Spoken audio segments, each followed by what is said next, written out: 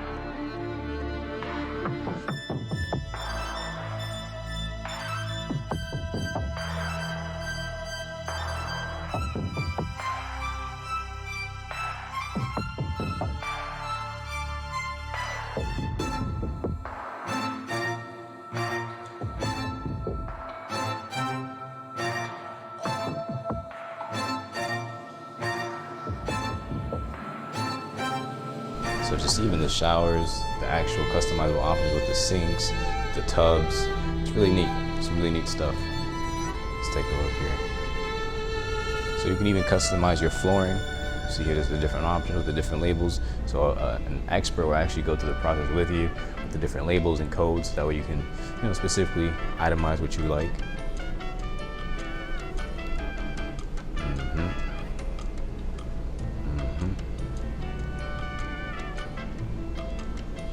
Let's continue to take a walk. So you're gonna have your different sinks as well. A lot of options to customize from, and you can actually see it live in the display section.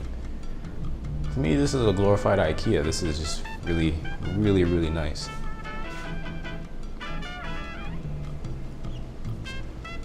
You can kind of open up and see different options that we have here.